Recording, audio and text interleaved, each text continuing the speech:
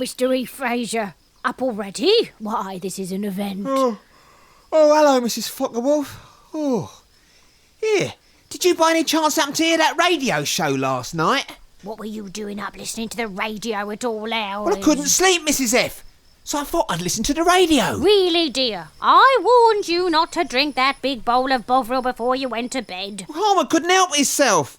You know, there's a certain time of night when you just cry out for a beefy component. Call it what you will. It's just plain unnatural, Mr. E. Oh, that reminds me.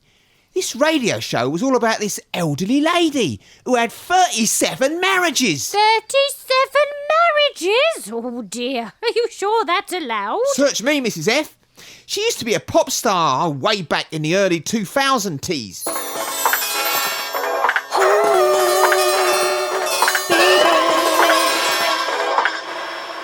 You know them pop types. If it ain't nailed to a cross, they'll shag the Jeremiahs out of it. The 2000s, you say? Oh, way before my time. What was her name? Natasha something or other. And he has. This radio show set me thinking. How many spouses have you previously had? Or putting it another way, how many previous spouses have you ever had? Let me see. Are you after a full mathematical breakdown? Or a simple ballpark figure? Well, we're talking marriages, not telephone numbers. Oh, even so. I do often worry about your achievements in the field of numeracy, Mr. E. Quite frankly, they don't add up to much. Yeah, but Harmon never did maths at school. Your old landlady finds that hard to believe. Why, it was a bullock of the curriculum in my day. Well, I did it, yeah, but I kept falling asleep all the time. Well, didn't they let you have a go at the abacus? Yeah, once, and all the beads fell off. But how do you add up? I don't. Well, how do you multiply? I don't. Yeah, can't you even count? Not madly. Well, what do you do when change is thrust upon you? Oh, you mean like when I go out to the countryside? Countryside? What's that got to do with the price of eels? Well, you know, Mrs. F, a change of scenery.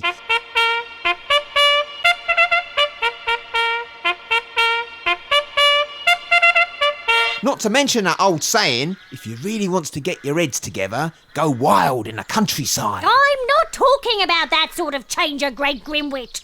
Spare change, pocket billiards, coin of the realm. Oh, that stuff, euros. Oh, like what I keeps in me piggy banks. Piggy banks, you say? Yeah, banks. How many have you got? Oh, thousands. Harmon's carers always insisted that I stick every brass stickleback into a piggy bank. Sinn Féin's millions, you must have saved up a small fortune by now, Mr. Phraisyar. Where do you keep all of these piggy banks? Where do you think? In a giant safety deposit piggy bank. In Kensington. Kensington? Oh, lummy! Isn't that where all those posh people go shopping? In all those posh shops? Did I say Kensington? Sorry, Mrs. F. I meant Kennington. Oh, that shithole! And one of the most notorious nether regions of our glorious conurbation to boot.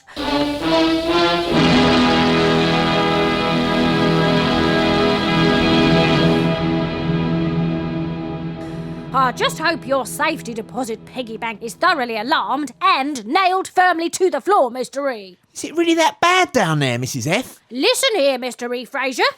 My great-uncle Beresford had a burgeoning safe business down Kennington Road.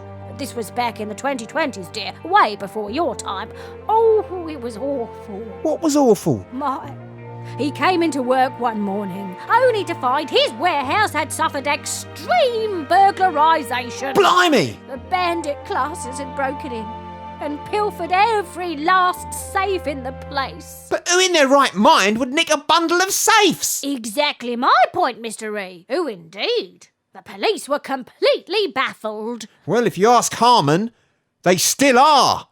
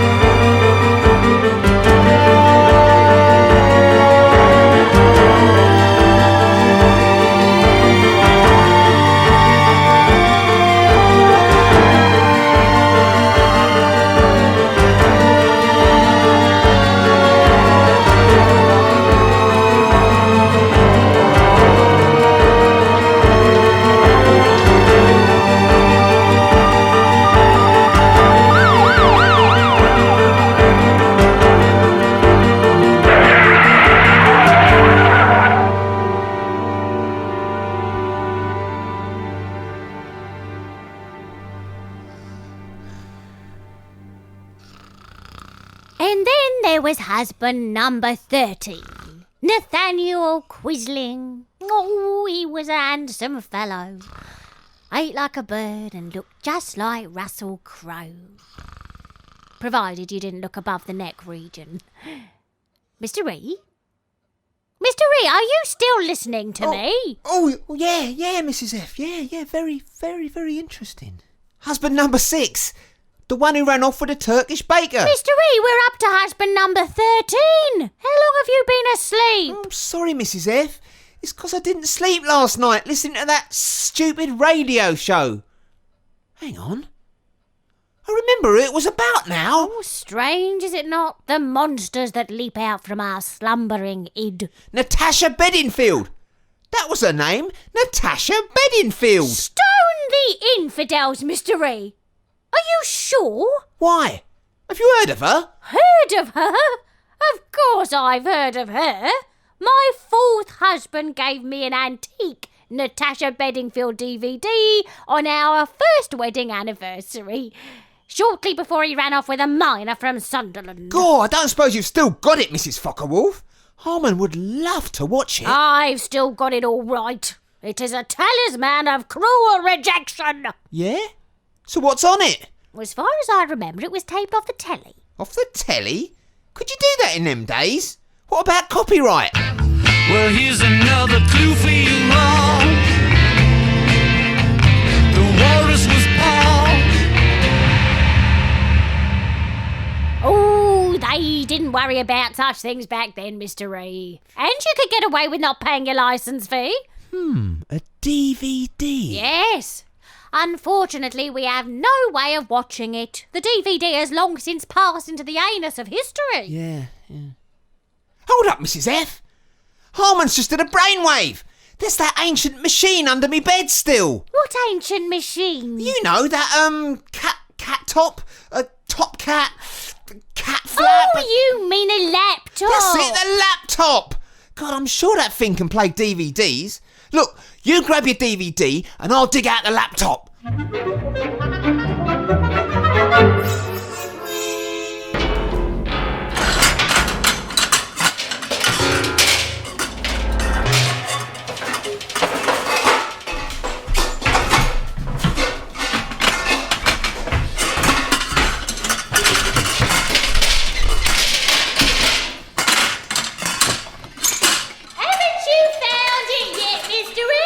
Well, I'm still looking, Mrs. F. Oh, I know it's here somewhere.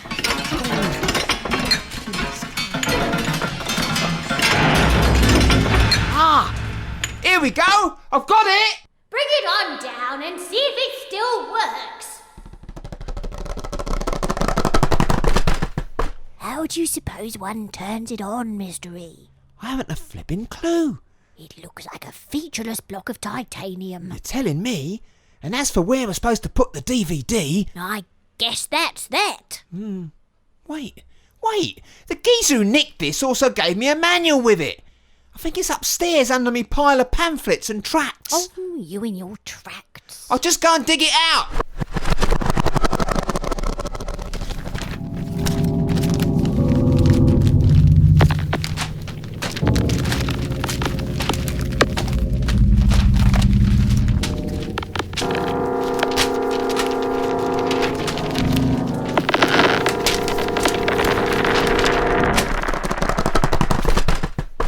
Took your time. Oh, tell me about it.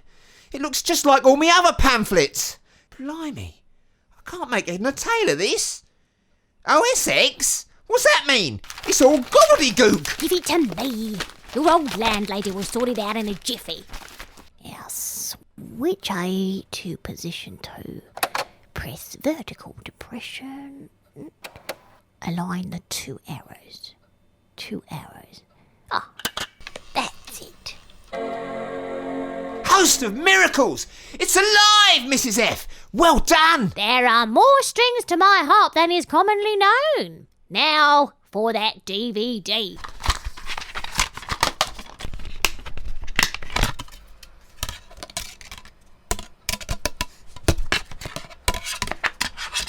Oh, I still can't see where you're supposed to insert it. There ain't no entrance. Oh, look here, on the side. Who'd have thought it? This laptop thingy must have been designed by a team of madmen. Imagine hiding the slot where you stick your things in. Bonkers! Right, here we go, Mr. E. DVD insertion is underway.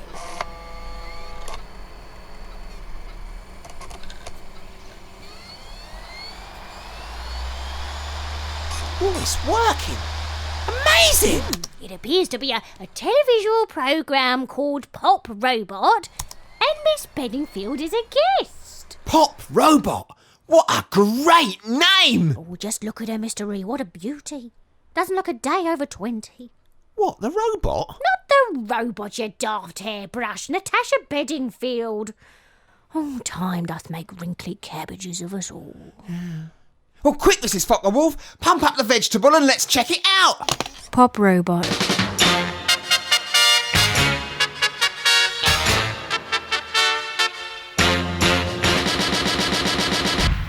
Pop Robot.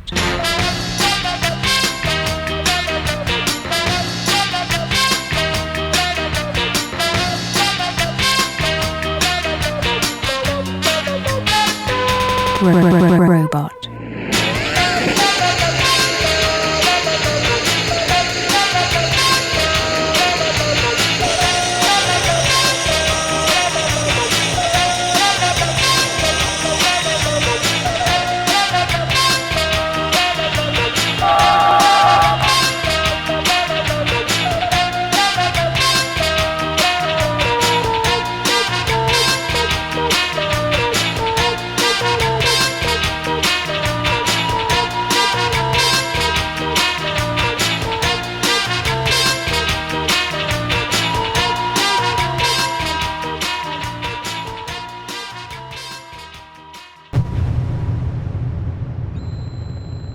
Hello, Natasha Bedingfield.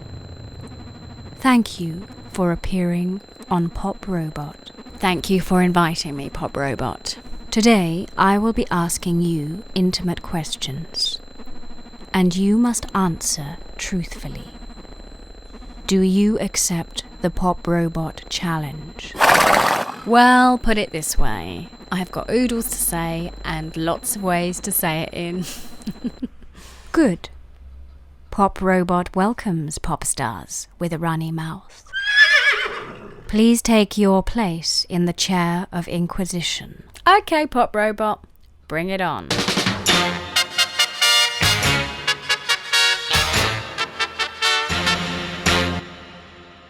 Please slip your wrists and ankles into the restraints attached to the chair of Inquisition. Okay, Pop Robot, if you say so.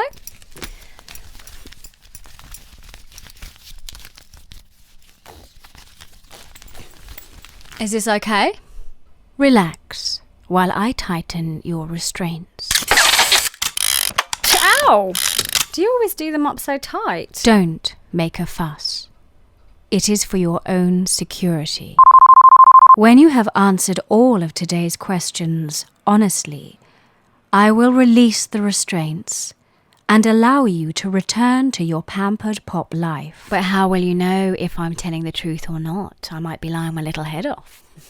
If you attempt to tell a lie, Pop Robot will force you to listen to horrible noises until you obey me and tell the truth.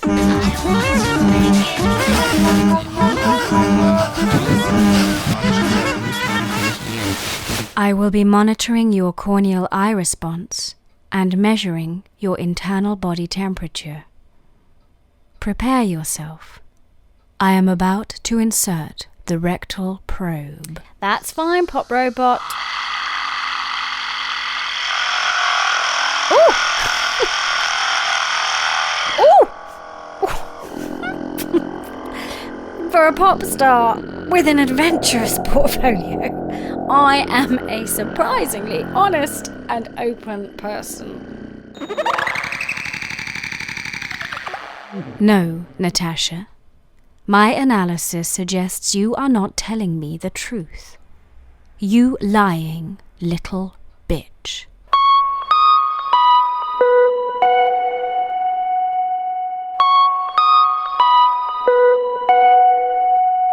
You lying little bitch. You lying little bitch.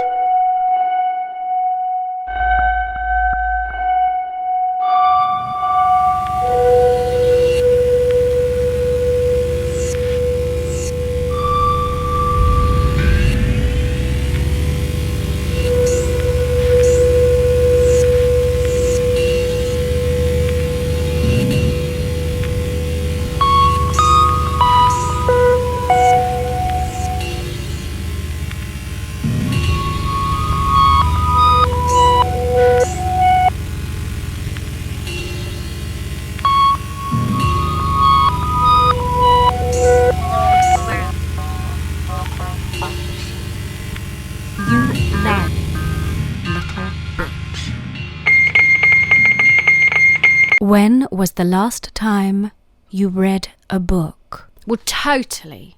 Absolutely is the answer to that. I mean, just look at all those Christmas records. Or all the homeless people who live in cardboard houses, you know. There's also healing music, like what they play at wakes. And some days when you're feeling down, just a little passage from a marvellous song can pick you up and turn your life around. I carry a dictaphone everywhere I go, even when I'm out clubbing, so I can record my lyrical ideas. Where do you get the inspiration for your songs? You get inspiration from the funniest places. You know, you really do. Once I was in IKEA when this fight broke out, and one lot was ripping up cheap IKEA sofas and using them into ammunition, and another lot was fashioning baseball bats out of those useless IKEA shelves that fall apart after 2 minutes. And as for those instruction booklets, my brother once said something quite rude about them. He said you could wipe your arse with an IKEA instruction booklet, but you'd never be able to get it back together again. And when it comes to manual labour, my brother is no slouch. He did woodwork at school and they taught him which end of a nail is which. So there I was, in IKEA, pandemonium breaking out on the 4th floor, when suddenly an eerie music began to pound hypnotically through the tannoys, and slowly the warring punters dropped their weapons and began hugging one another and crying tears all over their faces, and even grown men were crying too. It was awesome. 1 minute they were going to kill each other, and the next They were arm in arm, like Cubans. And guess what it was? What did it? Guess what was playing on that stereo, loud and proud like a funkster on crack balls? That is right. It was Paul McCartney and Sir Michael Jackson's awesome song, Ebony and Ivory. You know, you should check it out.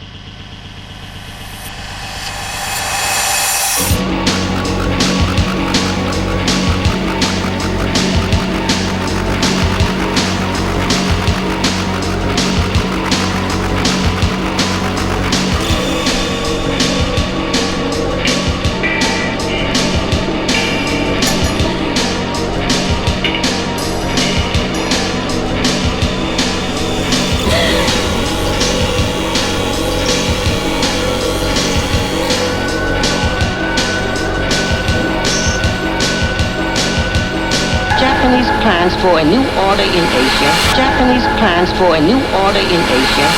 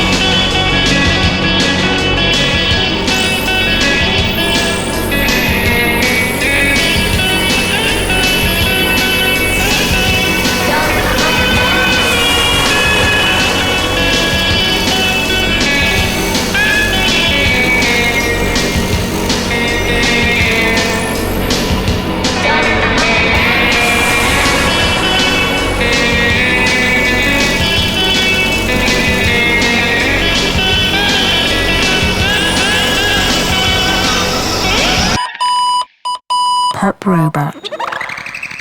If you could be any animal, what would you be? Oh, absolutely. Yeah, fame changes little beside your hair colour. I am still in regular contact with all my old school friends, except I don't talk to them that much, if ever. I'm so busy, you see, touring, signing babies, buying Mr. Tom peanut bars. Seriously nuts. To send over to my friend Dr. Dre in America. And the Neptunes, they go mad for lucky bags. And you just can't get those things in the old US of A. Of course, iPods are much cheaper over there. And everybody smiles and says hi, even in obscure places where they don't know I'm a world-famous pop singer with a slightly less famous pop singer of a brother.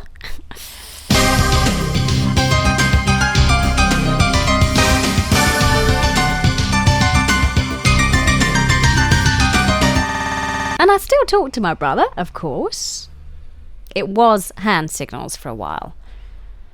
But we couldn't understand each other. You know, contrary to what Joe Public may think, we pop stars lead busy lives. Like busy wasps who have to fly this way and that, carrying their jars of triangular honey.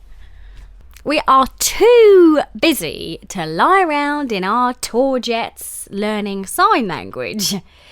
But a wacky Indian guy we met on holiday in the Mojave Desert taught us a few smoke signals. So, of an evening when we're both in town, my brother and me exchange a few smoke signals across the skylights of London.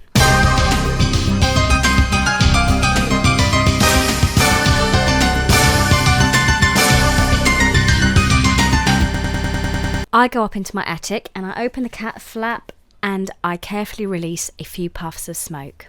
They're highly significant. See, there is a useful word. Significant, significant, significant, significant, significant, significant, significant, significant. And Daniel smoke signals me back. Slightly hyperactively, I might add. A hyperactive puff of smoke looks more sort of wispy than a proper puff of smoke. And I use books. But books to make my smoke. There is such a lot around, more than enough to burn. You know, there is a funny thing I found out about book burning. I mean, I don't want to offend anyone, but all the same, it's true. for some reason, maybe it's down to the writing, religious books burn far more readily than any other sort of book. Maybe it's all those pages. Who knows? I tried burning a psychology textbook once, and the flames got to page 37, and then they went out. And I almost used up 2 boxes of matches trying to relight it. So, well, I went back to the religious books. They burn so much better. You should try it.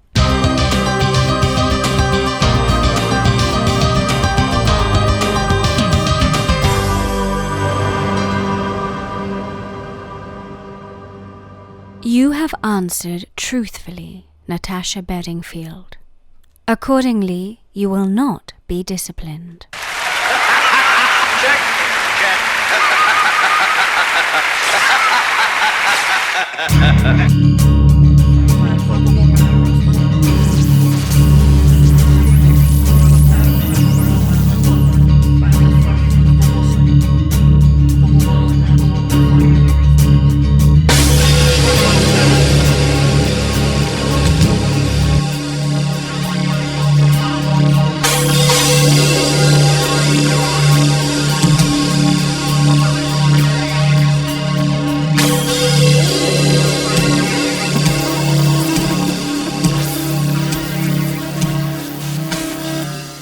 Do you believe in free love?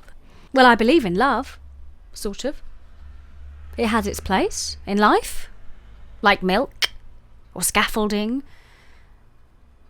You know, the things you think you can do without until you find you really need them. Only love needn't be free. I mean, you don't have to pay for it. Only a total loser would pay for love. But all the same, there is something appealing in a sort of psychology triple platinum box set sort of way about taking out the old Plazzy from your handbag and getting on the phone to one of those escort places and ordering 2 bottles of Coke and a well-hung guy. Sometimes they'll throw in a chapati. Not that I'd ever do anything like that, it's just the idea of it. I mean, you could be right in the middle of the sex act. That's what we psychologists like to call it. Or coitus, but I've never really liked that word. Right in the middle, feeling sort of hot and really bubbling up your beans. When, because it's you paying for it, you can shout out, "Stop! Stop shagging Natasha Bedingfield, you horrible, hairy whore of a man! Withdraw your feisty piece of cartilage and go and stand in the corner!" And he would have to go and stand there until you said, "Okay, now come back and start over where you left off, right?" And he'd have to do it because you're paying him. Do you get me? But I wouldn't ever do it. It's just the idea. Natasha, my analysis suggests you are not telling me the truth. You lying little bitch.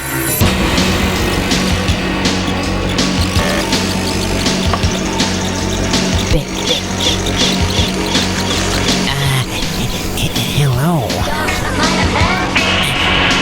You have been tuna fishing in little old Radioland with the Harmon Phraisyar show. And special thanks to my guests this week, Pop Robot, what a great title, and Miss Trafina Dawn, and I guess it's goodbye till then.